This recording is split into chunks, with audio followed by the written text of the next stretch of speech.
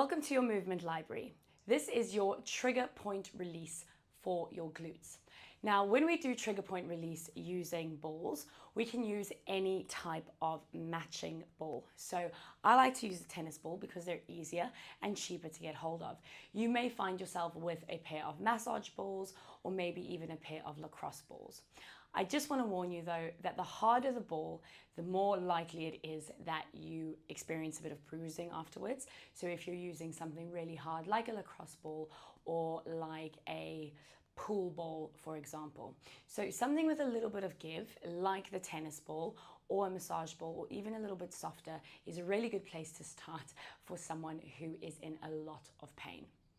We're going to start lying on our backs, okay? And I always like to encourage using two matching balls, even if it is only one hip that you are focused on at a time.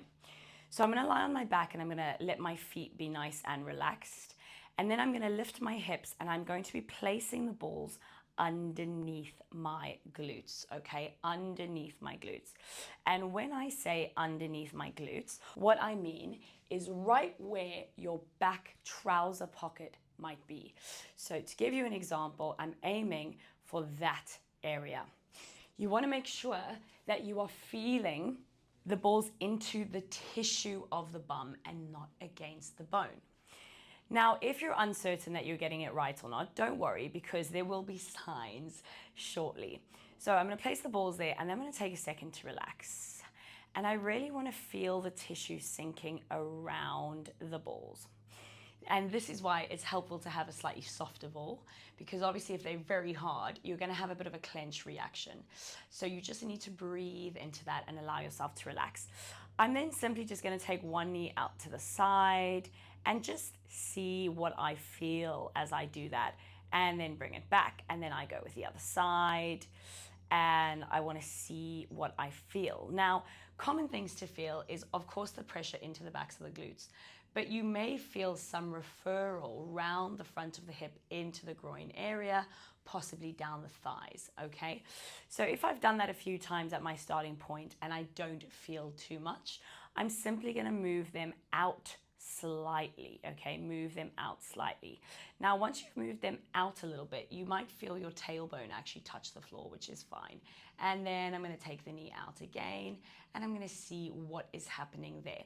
So you want to explore your own body. So at this point, I'm noticing that my left knee cannot drop as low, and I'm getting a lot of referral from that glute over my hip and into my groin, which doesn't surprise me because my left hip is always tighter and in worse shape than my right. So I'm feeling that, and because I've identified that, I'm probably going to spend a little bit longer in this position working just that left side. I'm not going to remove the right ball. I'm just going to focus a little bit more on that left. Once I feel like that's released, I'm going to maneuver one more time and I'm going to go as low as possible. So as you go lower, two things will happen. Number one, you'll start running out of tissue. So you want to get it right on the edge of the glutes. And then number two, your sit bones are there, your ischiums. So you don't want to be right on the bone. You want to find your lowest bit of tissue. And then I'm going to try this here. And I know on myself that this is an unlikely place for me to be catching any tension just because I'm aware of my body, but I'm still going to feel it out. I might even choose, when the balls are nice and high and properly underneath me, to bring one knee up into the chest nice and gently. This is going to create a little bit of a stretch as well as the trigger point pressure, okay? And depending on what my tension is from and where it's being held, this might feel quite relaxing. It might give me some referral into the hip joint as well. I always want to encourage you to do the same thing on each side, even if you know that it's only happening on one side or you're only tight on one side. Because the pelvis covers both sides and is connected, there's definitely going to be a little bit going on both sides, even if you're not getting the feedback on both sides. When you feel like you've had enough time on these balls and you've felt some relief, you're going to lift the hips, remove them, and then lie flat on your back.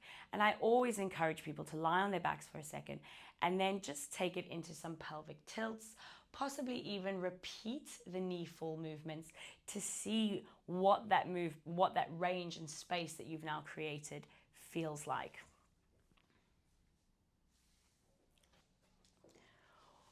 When working with your trigger point balls, there is really no wrong way of doing it, but things to watch out for are placing it directly on bone.